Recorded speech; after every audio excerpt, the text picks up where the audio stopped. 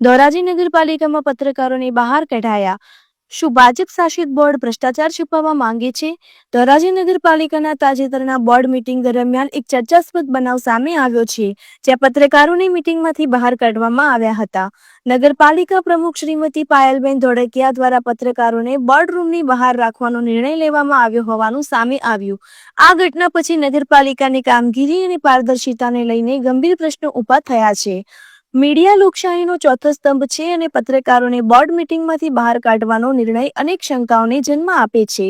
શું ધોરાજી નગરપાલિકામાં કોઈ મોટો ભ્રષ્ટાચાર ચાલી રહેલો છે?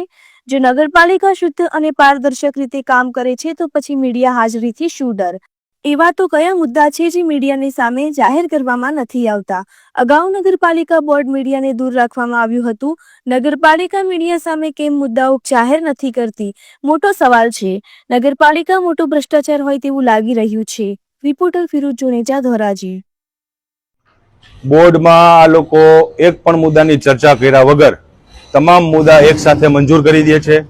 પ્રથમ મુદ્દો બાલી આપવાનો હતો, બીજો કારોબારીનો હતો. તે કોઈ પણ મુદ્દાની ચર્ચા કર્યા વગર મુદ્દા નંબર 2 થી 8, 9 થી 13 એવી રીતે તમામ મુદ્દા એક સાથે મંજૂર કરીને 2 જ મિનિટમાં સંપૂર્ણ બોર્ડ પૂર્ણ કરેલ છે.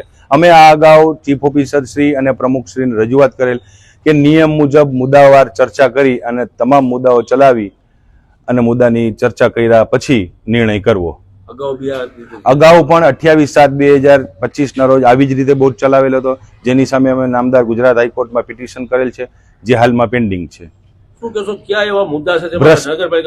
ભ્રષ્ટાચારના પ્રથમ મુદ્દો ટીપીનો અંગ છે.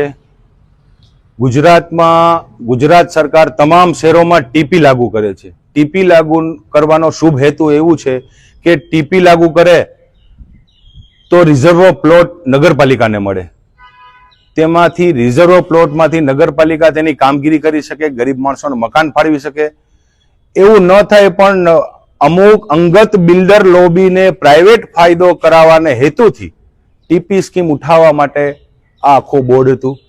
એનો મુદ્દો જાહેરમાં ન આવે એ માટે બોર્ડ ચલાવવામાં આવેલ ન હતું. બીજો કે જે નગરપાલિકાએ ટાંચનો મુદ્દો હતો. અને ત્રીજો મુદ્દો મહત્વનો કે એક જ વિસ્તારમાં 15 કરોડથી વધુના કામ કરવા હોય, મંજૂર કરવા હોય, એવા હેતુથી આ લોકોએ બોર્ડ ચલાવેલ નથી.